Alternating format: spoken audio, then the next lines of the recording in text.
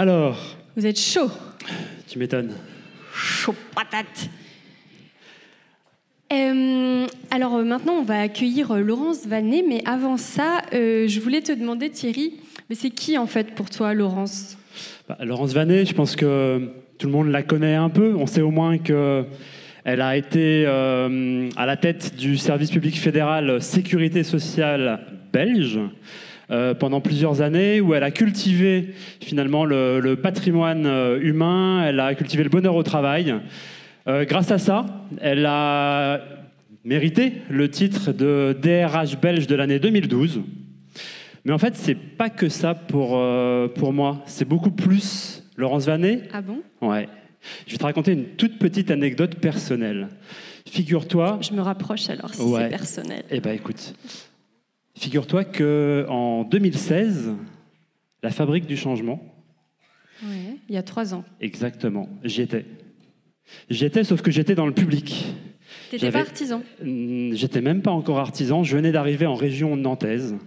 Et j'étais un peu à la recherche d'un projet professionnel qui me corresponde. J'étais venu m'inspirer à la Fabrique du Changement. Et là, sur la scène, qu'est-ce que je vois ? Le trio, Laurence Vanet, François Badenès, Juliette Chanfraud, si certains se rappellent d'une grande banane jaune de Big Banana Radio. Et ben, ce trio-là, il m'a kické, comme on vient de le faire. Il m'a kické et il m'a donné envie de, moi aussi, faire bouger les lignes. Et finalement, si je suis là aujourd'hui, bah, c'est un peu grâce à elle. Carrément. Carrément. Wow. C'est ça, faire bouger les lignes. Et toi, Amélie, c'est qui pour toi, Laurence Vanet ? En fait, ça m'inspire une chanson, mais je sais pas si j'ai le droit. C'est quand même une fabrique où on fait la part belle aux intelligences multiples, à l'expression de soi, dans toutes ses modalités. Pourquoi pas ? Bon bah d'accord, alors j'y vais, je me lance.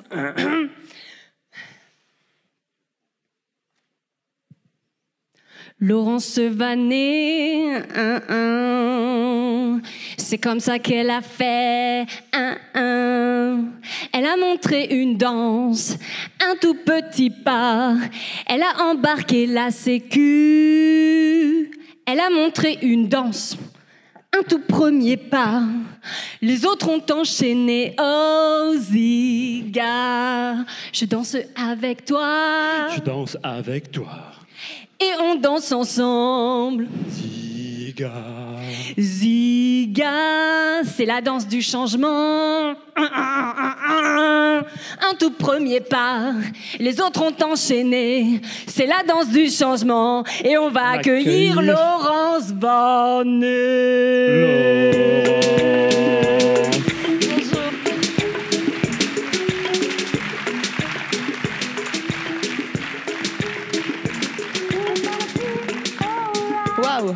Bonjour à tous.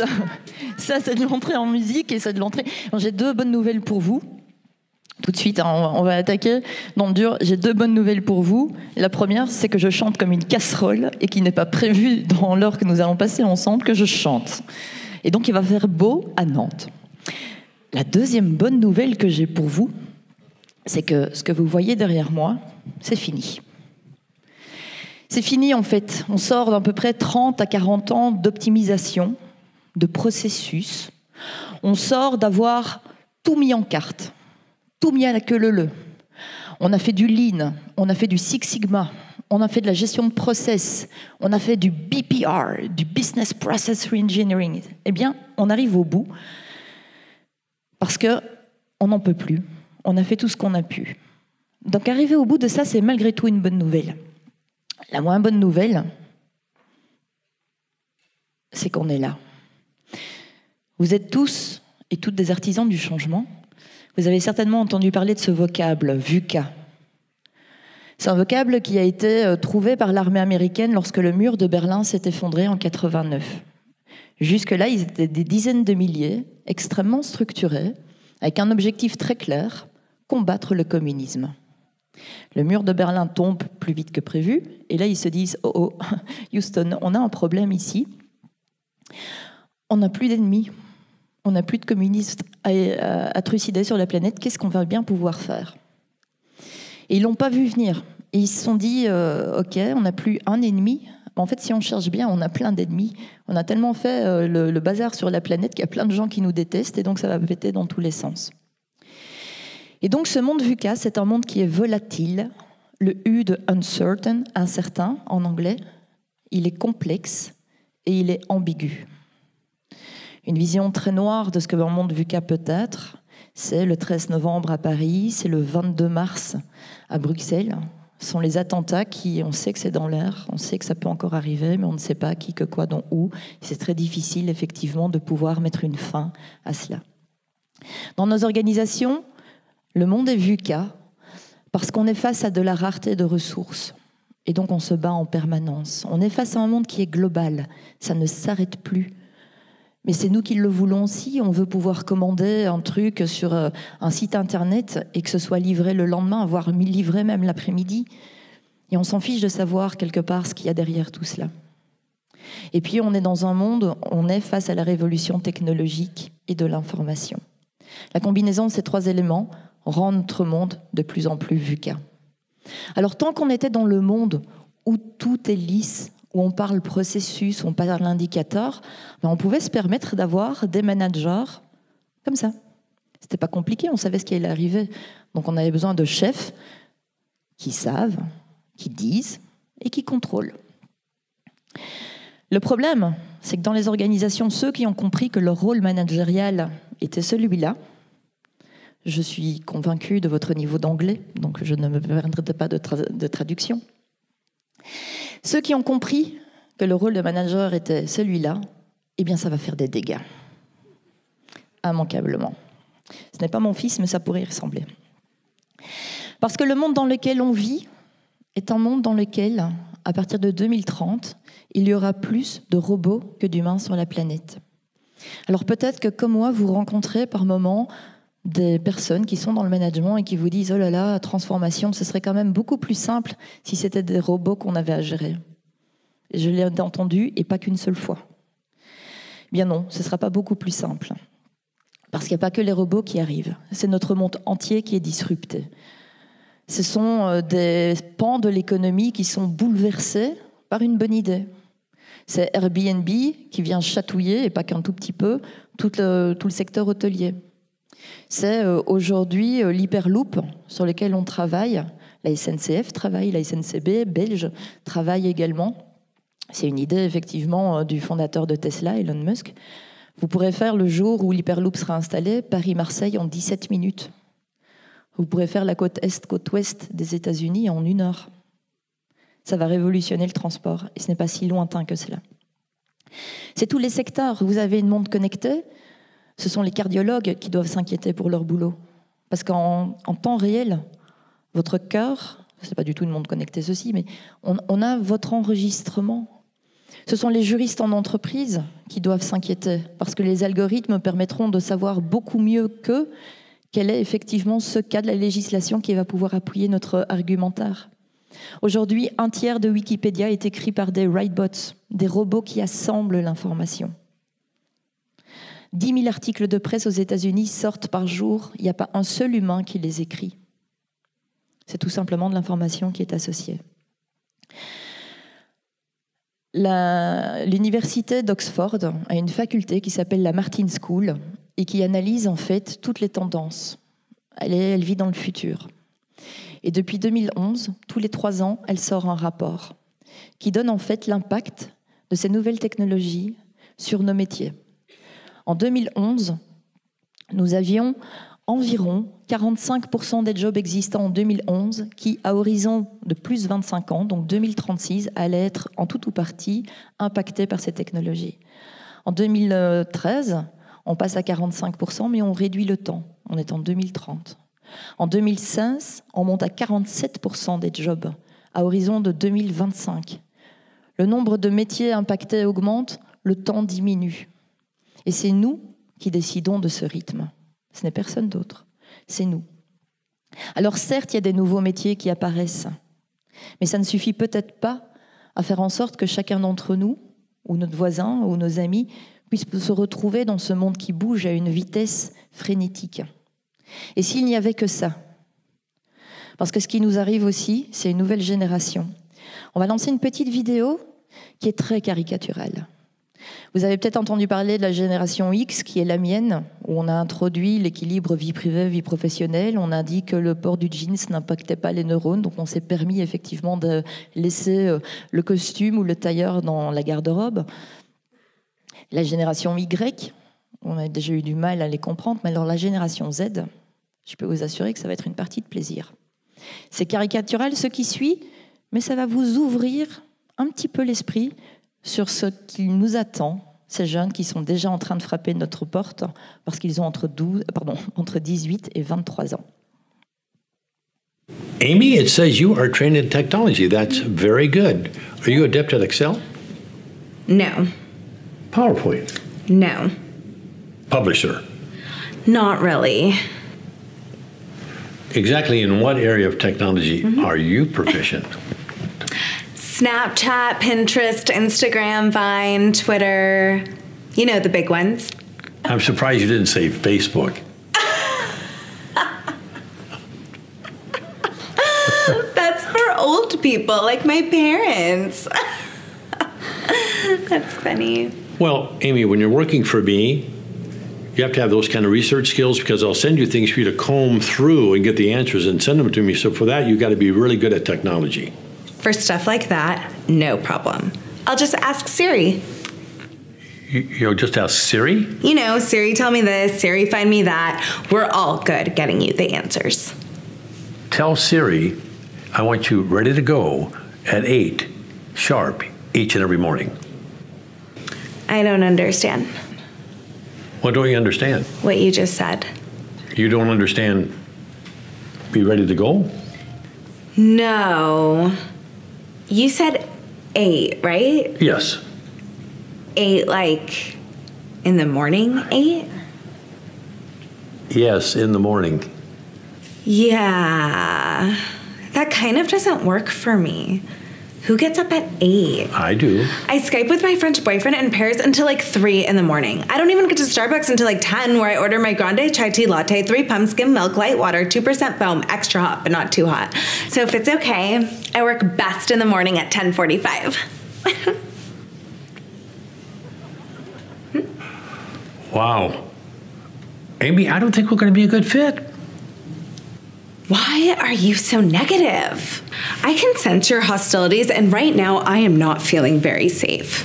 I've been here for over 5 minutes, and the only nice thing you have said to me was nice resume, which I typed all night for this meeting with you. You've given me no guidance, no validation, no encouragement, no supervision. Is there an HR director somewhere? HR director? Yes, I need to speak to someone. I may have to take off today as a mental health day. Take the day off. Amy, look at me. You don't work here.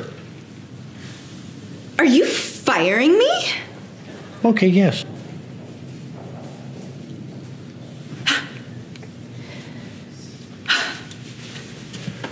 Je vous le dis, on n'est pas sauvés. On n'est pas sauvés. C'est rock'n'roll partout, c'est rock'n'roll dans les métiers, c'est rock'n'roll dans l'économie, c'est rock'n'roll dans cette force vive qui va arriver dans les entreprises. Et donc, qu'est-ce qu'on va bien pouvoir faire de tout ça ? Parce qu'en étant en plus dans ce monde VUCA, on pourrait dire, bon, on va s'asseoir et on va pleurer un bon coup. Non, il faut réagir. Et on va réagir en essayant de construire un monde collaboratif et agile. Collaboratif parce que c'est quand même vachement plus simple de s'approprier le changement si on n'est pas tout seul ou si on peut aider quelqu'un. Et agile, parce qu'il va falloir vraiment être agile, on l'a vu tout à l'heure dans les mouvements, il va falloir vraiment être agile parce que ça va continuer et ça va continuer à s'accélérer. Et donc pour pouvoir construire ce monde collaboratif et agile, on va pouvoir trouver des réponses aux 3 piliers du monde VUCA. Face à la rareté des ressources, essayons de penser à de l'innovation frugale. Essayons d'être créatifs, mais en utilisant uniquement ce dont on a vraiment besoin. On vous donne un budget de 100, vous n'en utilisez que 80, c'est pas nécessaire de dépenser les 20 autres. Il y a peut-être quelqu'un dans votre organisation qui en aurait bien besoin de ces 20 autres.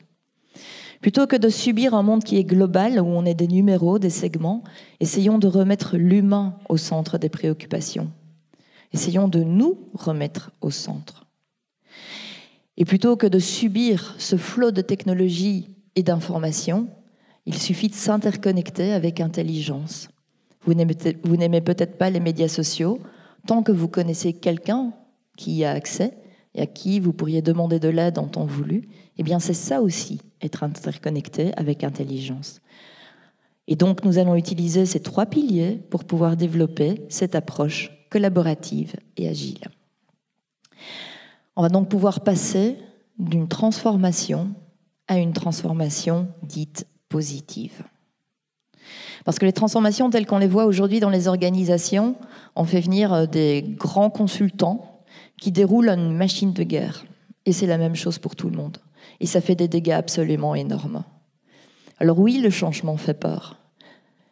Mais quand on va impliquer les collaborateurs dans ce changement, ils vont pouvoir se l'approprier, trouver bien mieux que nous les réponses aux questions qu'ils se posent et surtout la façon de pouvoir mettre ce changement en place.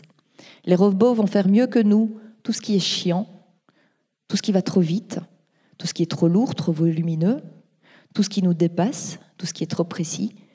Nous, ce que nous allons garder, nous, êtres humains, et il faut prier pour qu'aucun algorithme ne nous enlève jamais ça, ça va être notre faculté de créer de l'émotion, notre faculté de nous relier, notre faculté de créer de la valeur ajoutée et de la chaleur humaine.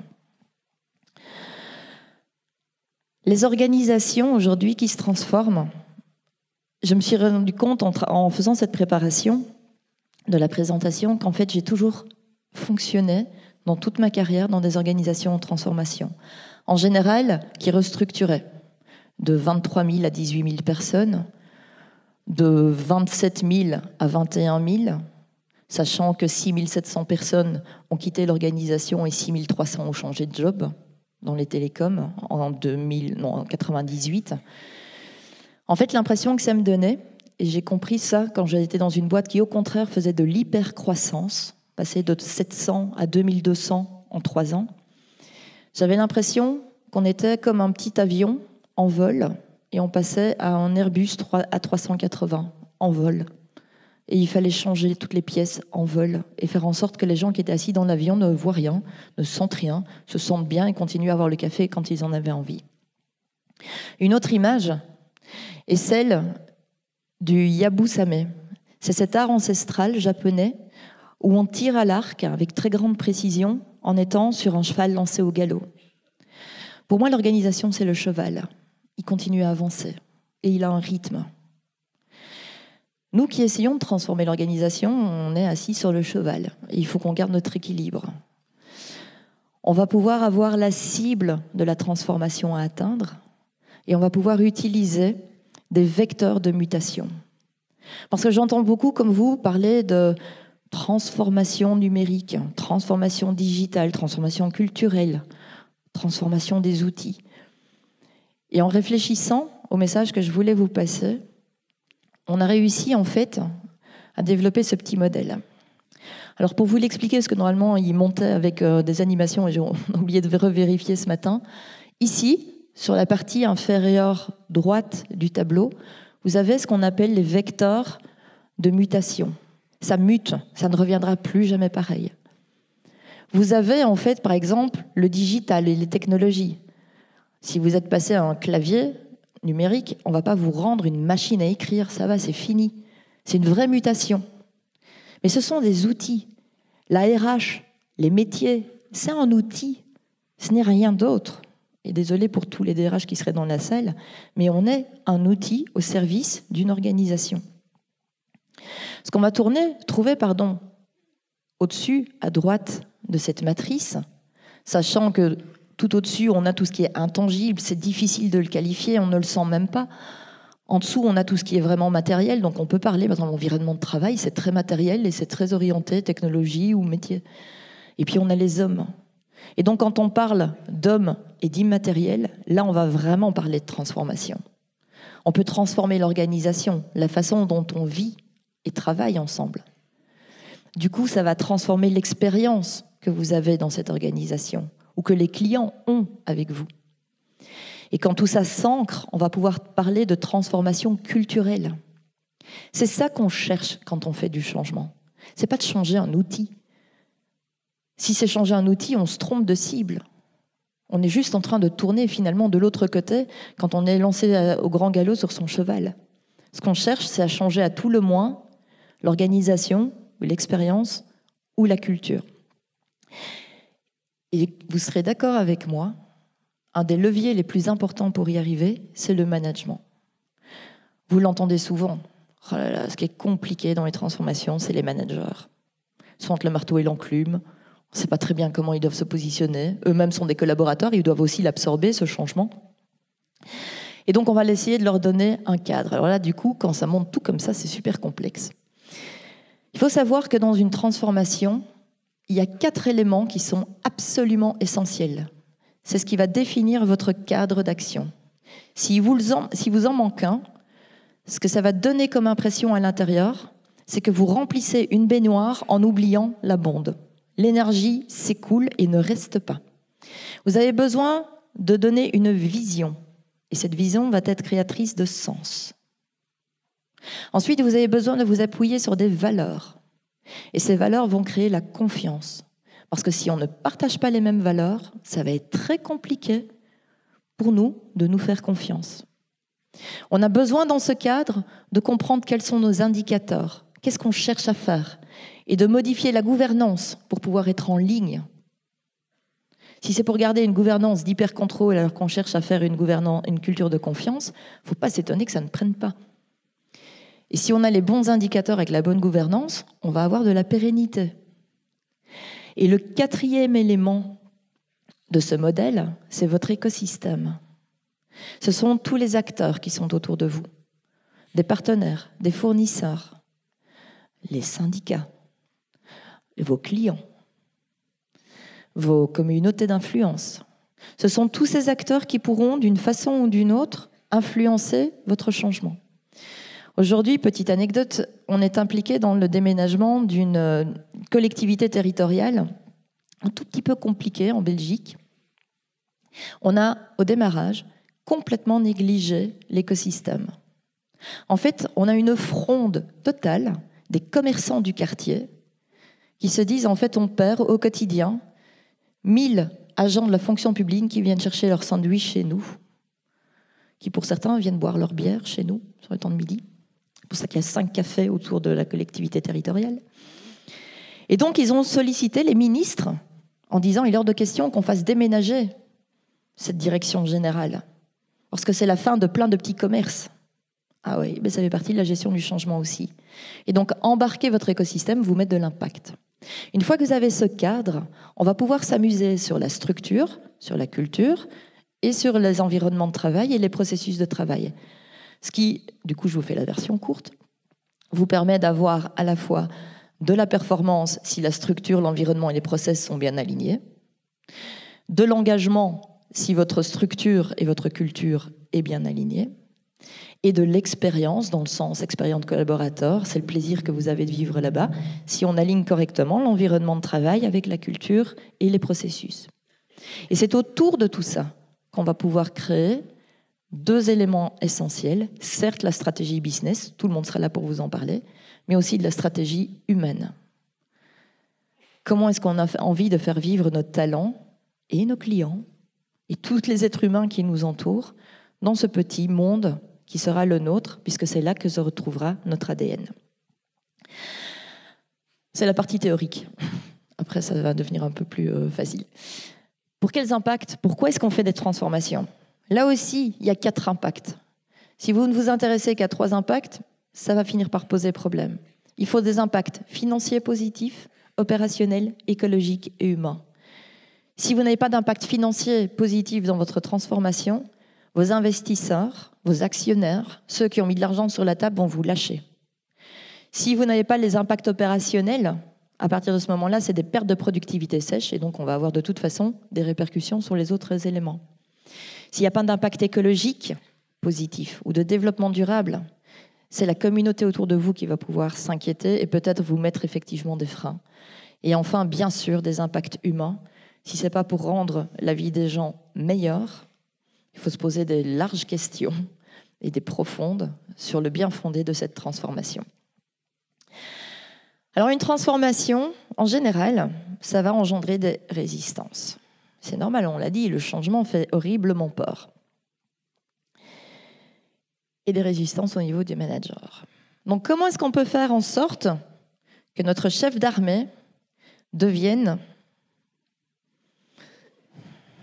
Bon, ok, j'ai fait la finale mardi, donc je vais spoiler personne dans la salle. Je me suis posé du coup beaucoup de questions sur qui est-ce que je mets. C'est pas grave, j'avais bien aimé Jon Snow pendant quelques saisons, donc on va garder du Jon Snow. Donc Jon Snow, c'est Game of Thrones, hein, pour tous ceux et celles qui n'auraient pas suivi et qui seraient les quelques centaines, pas quelques centaines, les quelques pourcents de la planète qui auraient été épargnés ces 8-10 dernières années. Et donc, comment est-ce qu'on fait de notre chef d'armée qui hurle partout, un gars, parfois venu de nulle part, mais avec un certain charisme, et qu'on a envie de suivre parce qu'il a une vision, et qu'il arrive à expliquer pourquoi on va transformer les choses, on va s'organiser différemment, on va s'entourer avec des gens jusque-là peut-être qu'on avait considérés comme étant nos ennemis, tout ça pour une vision qui est partagée. Eh bien, on va s'appuyer sur ce que nous avons identifié comme étant 9 nouveaux paradigmes managériaux. Ce sont ces vues de l'esprit qui vont se traduire en comportement et qui vont faire en sorte qu'on va pouvoir faire pivoter une organisation, qu'on va aller impacter jusque dans la transformation, la culture, ce qui est le plus intangible et qui remue le plus les personnes. Il y a 3 paradigmes qui sont propres à vous-même, à qui vous êtes et votre personnalité, 3 qui sont plutôt liés à votre équipe et 3 qui sont liés à l'organisation. Et les paradigmes sont ceux-ci. Le premier, c'est de savoir si vous êtes plutôt un agent de changement. A priori, si vous êtes assis dans la salle, la réponse est oui. Mais il y a des personnes, des collègues, qui sont plutôt tradition. Eux, c'est la force et le poids des habitudes ancrées. Ils n'ont pas spécialement envie de bouger. Donc le manager, il se situe où? Parce qu'on lui demande à un moment donné d'adopter un changement, mais s'il est orienté tradition, ça va être compliqué pour lui de donner de l'énergie par rapport à ces nouveaux paradigmes.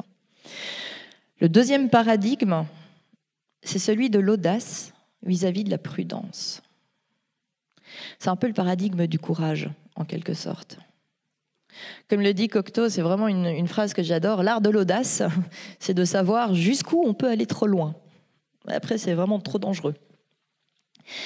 Il y a des organisations qui veulent se transformer, et parfois on s'est dit, c'est juste une idée qui passe par là. Ils ont beaucoup d'audace, mais toute la structure derrière est organisée en prudence. On agit aujourd'hui dans une grande banque française, en Corse, tant qu'à faire, c'est plutôt sympa. Et en fait, ils veulent tout faire péter, tout révolutionner, mais toute la structure, toute la culture et tous les processus sont orientés prudence. Et donc, c'est intéressant de pouvoir savoir, en fait, quel est le degré d'audace qu'a le comité de direction par rapport, notamment, à ces cadres qui sont au niveau du siège et aux cadres qui sont sur le terrain, face aux clients. Et on se rend compte qu'on a un frein. Les cadres du siège sont beaucoup plus prudents que le comité de direction et beaucoup, beaucoup plus prudents que les cadres qui sont sur le terrain. Et là aussi, en tant que personne, en tant qu'être humain, c'est de se dire, être prudent, c'est bien, mais de temps en temps, est-ce qu'un petit brin de folie, est-ce qu'essayer les choses ne me permettrait pas peut-être de simplifier ma vie, comprendre quels peuvent être les avantages de cette audace par rapport à la prudence. Et vous avez effectivement des boîtes où la notion d'audace est interprétée de façon très spéciale. Nous cherchons quelqu'un pour mettre en place des stratégies innovantes et audacieuses pour garder le statu quo. C'est prêcher, il faut avoir une cohérence dans son discours et dans les actes que l'on met derrière. Troisième paradigme qui tient vraiment à vous, à votre personnalité, c'est le fait de faire confiance a priori versus le fait d'être plutôt dans le contrôle. Vous avez probablement connu des managers qui disent « Ok, tu peux faire du télétravail. Déjà, je veux que ton jour soit fixe, sauf quand je mets une réunion, parce que là, je veux que tu le bouges, enfin plutôt que tu le fasses sauter. Et le jour où tu es en télétravail, la veille, je voudrais avoir une checklist de tout ce que tu vas faire. Et le lendemain, je voudrais avoir la checklist remplie. Et le jour même, je vais t'appeler 14 fois pour savoir ce que tu fais et où tu en es dans la checklist. » Et ce manager, vous avez dû batailler avec lui parce qu'il vous a dit « Attends, bon, d'accord, tu peux faire du télétravail un jour, mais pas le lundi ni le vendredi. Parce que sinon, c'est long week-end. Et pas le mercredi non plus parce que c'est le jour des enfants. Et alors, ce ne sera pas non plus le mardi et le jeudi parce que c'est les jours où je fais les réunions. Et donc, télétravail, le week-end et en vacances, pas de problème. » Et donc, c'est ça, c'est de se dire, est-ce qu'on n'est pas quand même à un moment donné en train de se faire des vacances si on fait confiance directement aux personnes? Et on prend vraiment très peu de risques, en fait, en faisant confiance a priori. Si vous faites confiance a priori, c'est que quelque part, vous avez bien expliqué votre projet.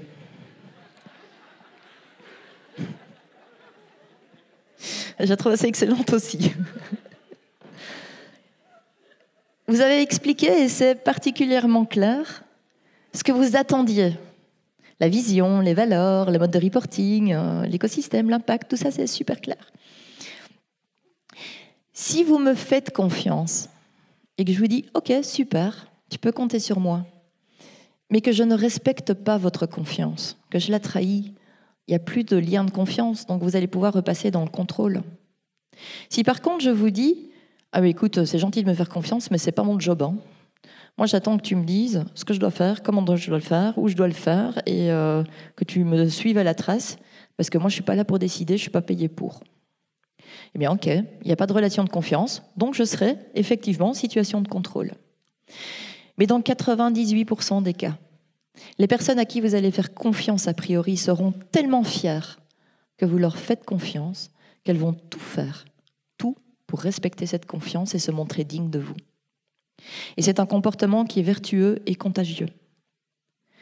Parce que vous allez augmenter aussi la confiance en soi de la personne, qui sera du coup beaucoup plus facilement en position de faire confiance à son tour aux autres.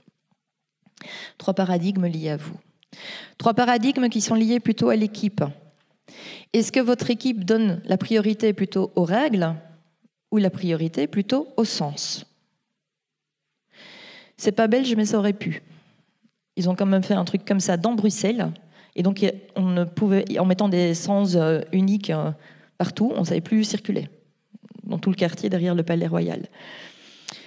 Et c'est ça les organisations aussi. C'est parfois on fait des règles et on a une règle à côté qui contredit la règle. Si jamais vous deviez lire votre règlement de travail, les procédures, les process et les respecter tous à la lettre, l'activité s'arrête. Complètement paralysée. Et donc il faut pouvoir faire effectivement usage de pertinence, usage parfois d'esprit critique pour se dire ce qui est le plus important, c'est de donner du sens, de comprendre pourquoi on fait les choses. Mais certes, on vit aussi dans des environnements où respecter la règle et des certaines normes sont importantes. Moi, je préfère franchement, demain matin, je me fais opérer, mon chirurgien, je préfère qu'il respecte un certain nombre de règles, à commencer par les règles d'hygiène, parce que ça va faire quand même beaucoup de sens aussi pour moi. Est-ce que vous êtes plutôt dans votre équipe collégialité ou statut? Alors ceux qui me connaissent ici connaissent mon adoration profonde pour Barack, donc il y a souvent du Barack partout. Mais c'est ça, le mec il est président des États-Unis, il se permet de faire des high five à tout le monde quand il croise les gens, y compris au gars qui nettoie son couloir. C'est est-ce que j'ai besoin de me la péter parce que je suis boss, ou est-ce que je reste qui je suis? Est-ce que je suis en capacité d'accepter, si je tutoie les personnes, qu'on me tutoie également? Est-ce que j'ai besoin d'un grand bureau pour dire à quel point je suis important? Ou est-ce que simplement aller m'asseoir au milieu de mes troupes fait autant de sens? Comment êtes-vous en tant que manager? Parce qu'il y en a qui ont besoin d'être rassurés justement par ce statut. Et il faut pouvoir le respecter, l'entendre, mais les aider à évoluer. Autre paradigme, celui du partage des ressources, ou alors du fait de dire « mes ressources sont les miennes ». J'ai des talents, je suis contente d'avoir 35 personnes dans mon équipe, même s'il y en a qui ne font rien, c'est les miennes. Et à côté, on n'en peut plus, c'est pas grave. C'est mon budget. Et donc, c'est de se dire où mettons le curseur. Comment est-ce qu'on peut se partager tout ce qui est ressources? Dieu seul sait que je déteste de parler de ressources humaines, mais à un moment donné, les forces vives, les cerveaux qui sont en présence, les mains disponibles, c'est de pouvoir se dire aussi, c'est pas les miennes. Elles sont payées par l'entreprise, par l'organisation. Et je dois pouvoir les mettre au service de cet objectif. Et ça, on en a des managers qui disent « c'est à moi, je ne partage pas ». Mon talent a annoncé qu'il voulait partir. Et donc je vais le bloquer, je vais le freiner, je vais essayer de le retenir. La rétention des talents, c'est quand même une aberration totale. Non, les faire grandir et se dire qu'ils vont pouvoir aller s'épanouir parce qu'on n'a peut-être plus le terrain de jeu nécessaire pour eux, ça c'est bien. On est aussi dans des paradigmes aujourd'hui où on se questionne beaucoup sur la flexibilité de l'espace-temps versus sa rigidité. Pour tous les métiers de la connaissance, il n'est plus nécessaire de faire le trajet le matin pour aller se mettre derrière un écran pour travailler. Vous pouvez très bien commencer à bosser à partir du moment où vous avez votre smartphone ou une connexion à Internet. Alors ça ne marche pas quand on est infirmière, ça ne marche pas quand on est en train de faire cuire des pains parce qu'on est boulanger. Mais néanmoins, lorsque vous questionnez les personnes, elles ont une créativité absolument dingue. À la sécurité sociale, on avait dit télétravail pour tout le monde, sauf pour un certain nombre de fonctions. Et donc 92% du personnel pouvait télétravailler jusqu'à 3 jours par semaine. C'était leur choix. On avait juste besoin de faire les avenants au contrat et les arrêtés royaux pour toutes les questions d'assurance, mais pour le reste, c'était le choix. Et on avait dit, non, les réceptionnistes, les filles, sorry, mais il faut que vous soyez à votre bureau d'accueil pour accueillir les citoyens, pas chez vous dans votre salon, quoi. Ça ne fait pas de sens. On a un ministère social, on refuse d'installer un bouton avec une machine et qui vous dit à quel étage aller, etc. Eh bien, on a quand même été, je pense, le premier employeur en Belgique à avoir des réceptionnistes qui font du télétravail. On n'a rien compris de ce qui était arrivé, on a appris la nouvelle, on était en comité de direction. Et en fait, il s'avère qu'on a certes le siège, mais on a aussi des bureaux en région. Et ce sont des plus petites équipes, des équipes de 15, 20, 25 personnes. Et la réceptionniste est super copine avec l'assistante administrative. L'assistante administrative a un salaire qui est à peu près 20% supérieur à celui de la réceptionniste, à un niveau d'études aussi supérieur, et elle peut télétravailler jusqu'à 3 jours par semaine. Sa copine réceptionniste gagne moins qu'elle, elle est obligée de venir tous les jours. Qu'est-ce qui s'est passé ? L'assistante administrative a pris ses 3 jours de télétravail et les a partagés avec sa copine réceptionniste.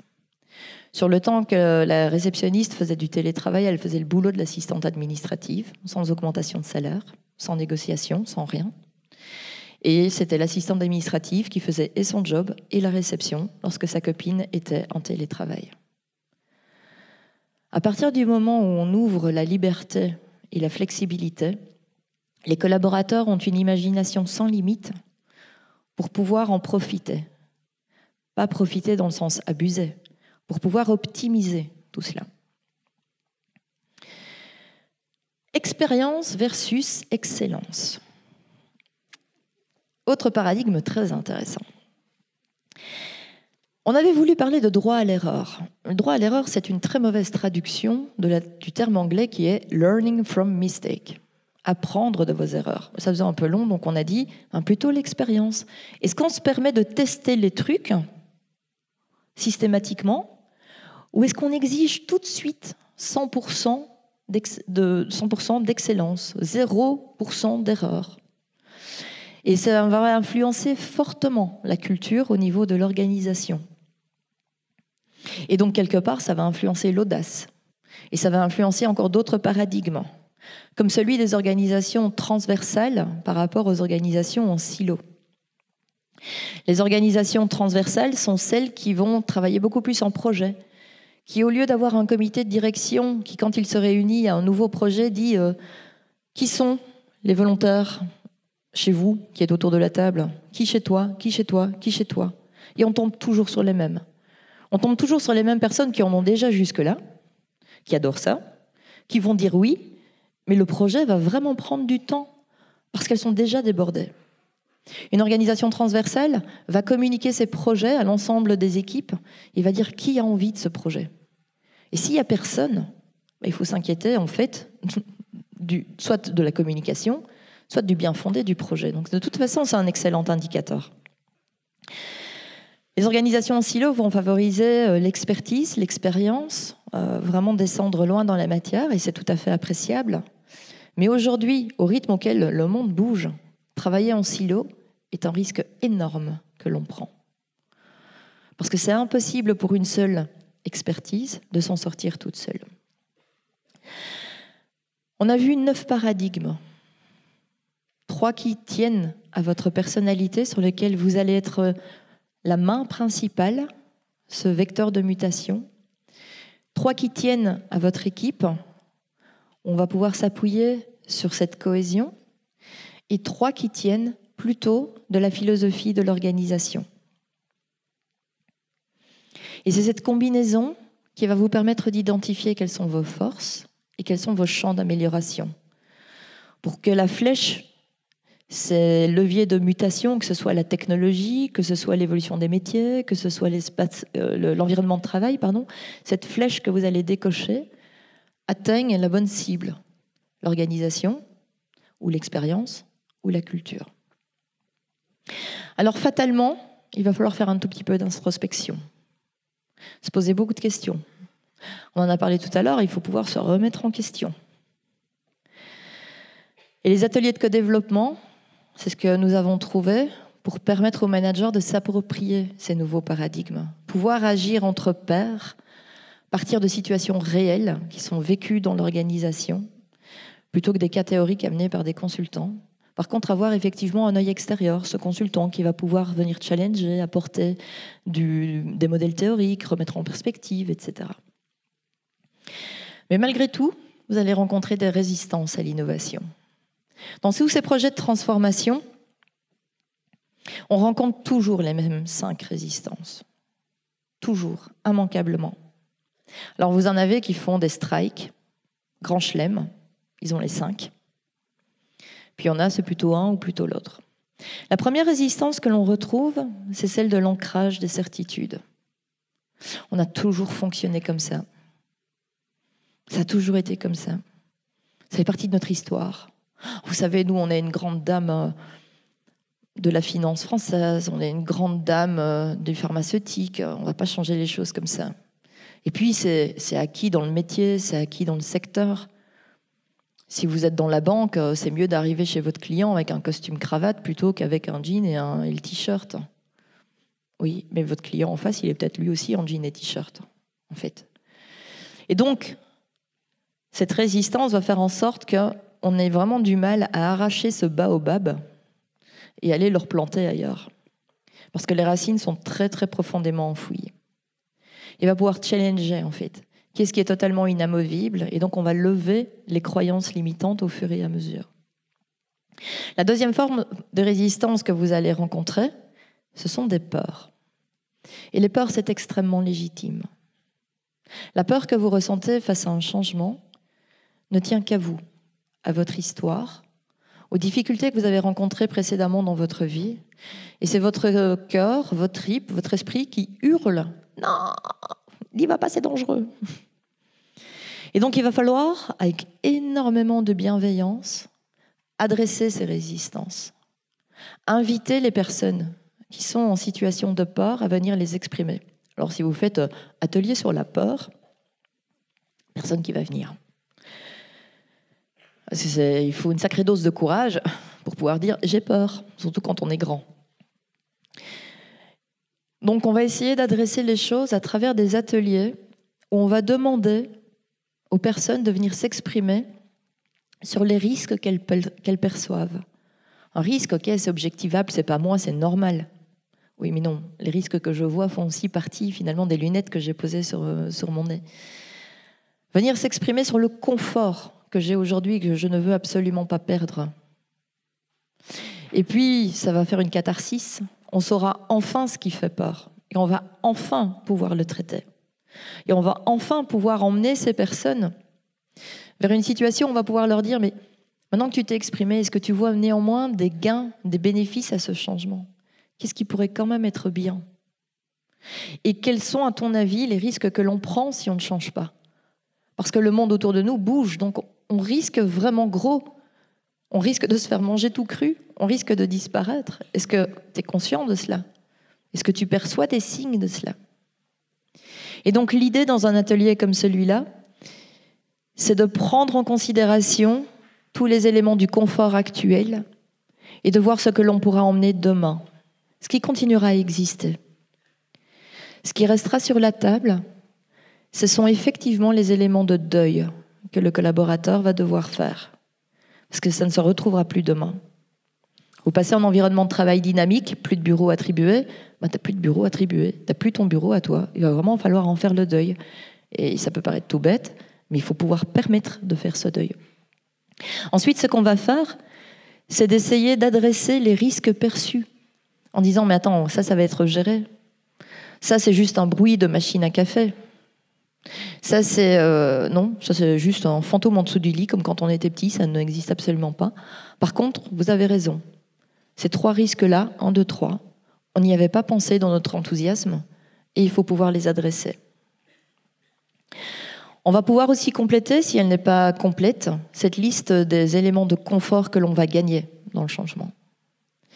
Pour aussi pouvoir clarifier enfin les risques réels que l'on prend si on ne change pas. Et là, plutôt que de pointer du doigt des personnes parce qu'elles ont peur et les mettre en situation délicate, c'est une façon bienveillante, certes très structurée, mais de leur faire exprimer ce qu'elles ont sur l'estomac et sur le cœur et de pouvoir le gérer. La 3e forme de résistance que vous allez rencontrer, c'est celle de la pression sociale. Vous voulez bouger, votre équipe pas du tout. Ça va pas être facile.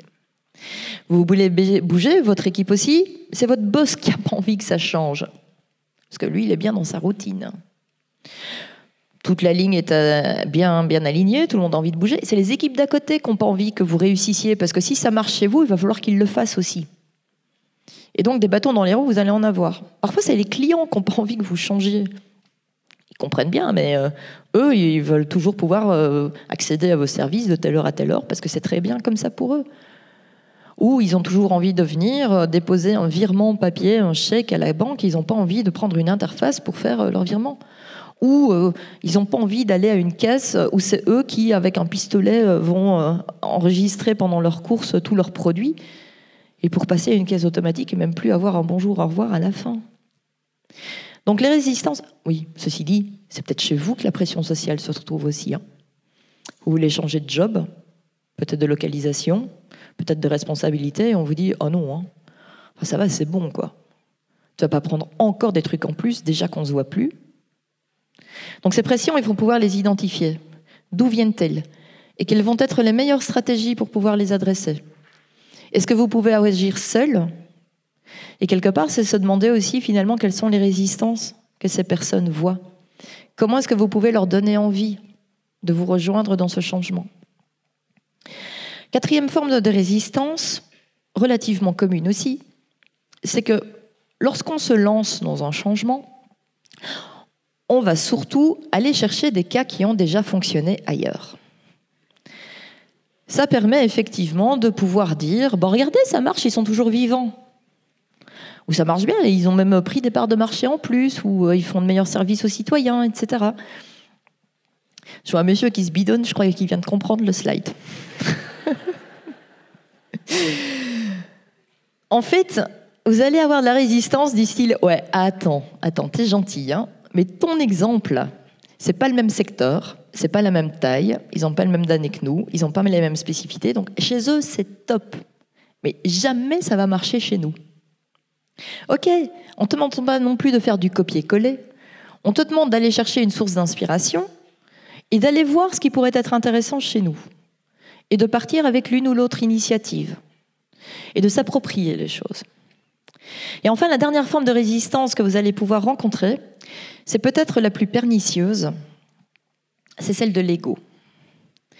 Qui mieux que Zlatan pour incarner l'ego? Je pourrais mettre Donald Trump maintenant, mais il me sert ailleurs dans une autre présentation, et je n'aime pas sa tête. Donc Zlatan me fait moins de mal quand je le vois. Et un journaliste qui demandait à Zlatan « qu'avez-vous offert à votre épouse comme cadeau d'anniversaire ?» Il a répondu « rien, elle a déjà Zlatan ». Donc messieurs, l'excuse a déjà été utilisée, ne la ressortez jamais. Ou alors il faut que vous soyez vraiment très très très très confiants. Et l'ego, ça peut faire des dégâts, mais absolument inimaginables. Alors on pense ego, on pense tout de suite petit chef, hiérarchie. Ok, va pour mon équipe, mais pas pour moi. Moi, je suis le chef. Moi, je suis le grand chef. Moi, je suis le tout grand chef. Ok, mais il n'y a pas que cet ego-là non plus. Il y a l'ego du oui, mais moi, ça fait 25 ans que je suis dans la maison. Ok, alors ok pour vos petits jeunes, vos alternants, la machin, mais on respecte mon ancienneté. Moi, je suis bac plus 5. Donc ok pour ceux qui n'ont même pas fait le bac, hein, mais on respecte mon diplôme. Il y a l'ego de métier. Oui, mais attendez, on est quand même les juristes, hein, les comptables. On est quand même la RH. Donc ok pour ceux qui sont sur le terrain, mais pas pour nous, quoi. Votre changement. Enfin, nous, c'est tellement spécial. Et on va tous trouver, en fait, une bonne raison d'activer notre ego. Parce que le changement, en fait, nous fait mettre en situation de fragilité. Et donc, l'ego, il risque d'avoir mal. Ce qui veut dire qu'en fait, on va passer d'un ego individuel qu'on est seul à pouvoir nourrir, c'est notre ego à nous, donc c'est pour ça qu'il y a des personnes qui, quand elles ont un ego démesuré, n'ont absolument pas de problème à marcher sur la tête des autres ou à s'accaparer le succès du collègue pour nourrir l'ego que l'on a en soi. Eh bien, on va passer d'un ego que je suis seul à pouvoir nourrir à un ego collectif. La fierté d'avoir réussi ensemble. Ça veut dire qu'on est plein à pouvoir nourrir cet ego. Ça veut dire que si j'ai un coup de mou, bah vous allez peut-être faire une performance fantastique. Ça veut dire aussi que si à un moment donné vous avez un coup de mou, bah vous allez pouvoir compter sur moi qui suis absolument en pleine forme là. Et l'ego collectif est un ego qui rayonne, qui réchauffe, qui n'aveugle pas, au contraire d'un ego individuel. Et ça rend fier. Et ça augmente l'engagement. Et ça donne envie. Qu'est-ce que c'est beau, une équipe qui réussit et qui est fière de réussir ensemble. On a envie de l'argent, après on se dit, ah flûte, j'ai raté le train avec eux. J'aurais bien voulu être là.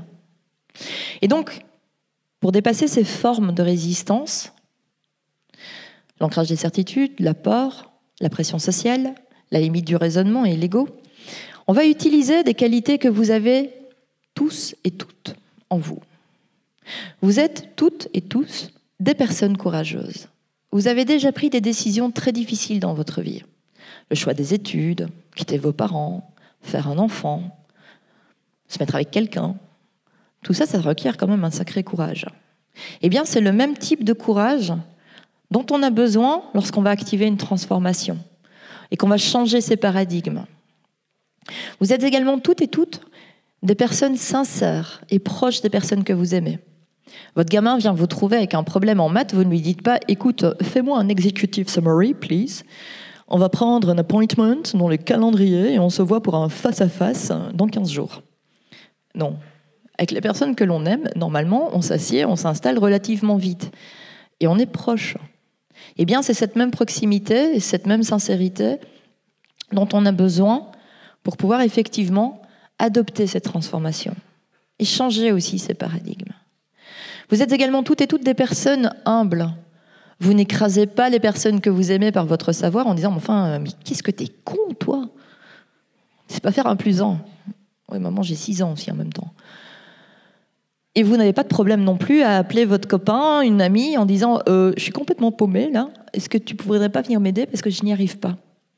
Eh bien, c'est exactement cette même humilité dont on a besoin au niveau des managers, et finalement n'importe quel collaborateur, face à une transformation. C'est de pouvoir dire « Écoute, je l'ai déjà vécu, si je peux t'aider, n'hésite pas. » Ou au contraire, je me sens complètement déstabilisée. Un manager qui reconnaît qu'il a du mal avec un changement est un manager qui entretient la confiance. Il ne va pas raconter n'importe quoi.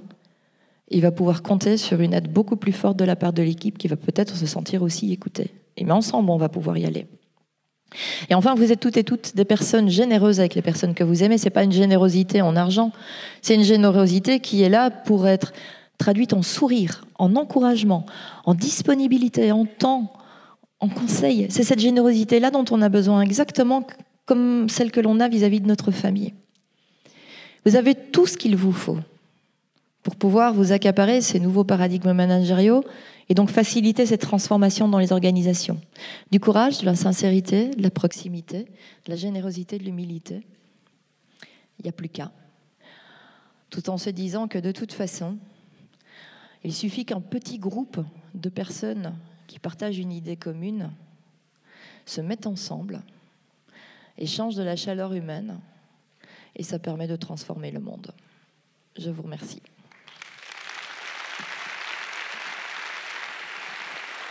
Merci Laurence. Merci pour ta générosité, ton humilité. Merci pour tous ces paradigmes. Si tu veux rester juste à côté de nous, Laurence, à côté, parce qu'en fait, on va tout de suite demander à Klaxoon, à Julie de Klaxoon, de venir nous présenter comment est-ce qu'on va se connecter sur l'outil, notamment pour que vous puissiez partager des ressentis et pourquoi pas, si Laurence a quelques minutes, réagir peut-être sur les ressentis qui vont apparaître dans ce que vous voudrez bien partager avec nous par rapport à ce que vous aurez gardé de ces 9 paradigmes et de cette dynamique qu'elle nous propose de mettre en œuvre. Julie ? Bonjour à tous, alors je suis Julie de Klaxoon, en effet. Alors qu'est-ce que Klaxoon ? Klaxoon, c'est l'outil de productivité qui est utilisé aujourd'hui par des millions d'équipes à travers le monde. C'est une suite d'outils qui va vous permettre d'interagir et dans tous les moments, tous les contextes où vous allez avoir besoin de collaborer. Alors aujourd'hui et demain, à chaque fin de conférence, on va vous proposer, vous, d'interagir et de donner votre feedback sur les conférences. Alors comment ça marche ? C'est assez simple. Vous prenez votre smartphone, vous vous connectez à klaxoon.com et vous entrez le code d'accès qui est juste au-dessus de moi ici, PKAVZU. Et vous allez juste avoir à cliquer sur le petit bandeau rose qui apparaît et vous allez pouvoir donner un mot, 2 mots, 3 mots, ce que vous souhaitez. Et on va pouvoir voir en temps réel ce qui apparaît. Super. Voilà. Donc je vous invite à attraper vos smartphones si vous avez les infos là devant vous et pourquoi pas des choses à partager. Confiance. Mais ça marche. Déjà, oui. ça fonctionne, c'est superbe. En quelques instants, espoir, humilité. Ouais. Moi aussi, j'ai ressenti ça. Un message fort sur les valeurs, moi, qui m'a touché. Oh là là. Je reviendrai quand j'ai un coup de mou. Hein.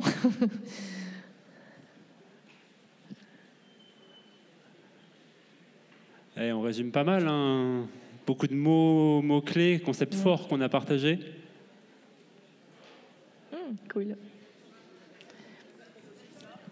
Pardon ? Le code, est-ce qu'on peut rafficher quelques instants le code de connexion, s'il vous plaît ? PKV... Oui, PKVU, non, PKAVZU. PKVZU. Très simple. Tu parles le PKVZU ? Et je danse le PKVZU. Tu danses la Ziga, le PKVZU. PKVZU. OK, pour la connexion. Un petit coup d'œil, dernier petit coup d'œil sur vos remarques. Ce qui est chouette, c'est qu'il y a des choses qui font écho, qui résonnent avec les 6 thématiques de la fabrique. La conférence était aussi super inspirante pour ça. Qu'on soit dans la gestion des talents, dans la posture du manager, la posture collective. Top, merci. Le mot magique.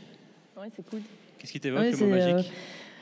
C'est un super compliment. En fait, c'est pas magique. Il n'y a pas de tour de magie. Vous avez tous les ingrédients. Donc, plutôt activer et jouer là-dessus. Exactement. La magie, c'est vous qui avez les super pouvoirs. Profitons-en. Merci à vous.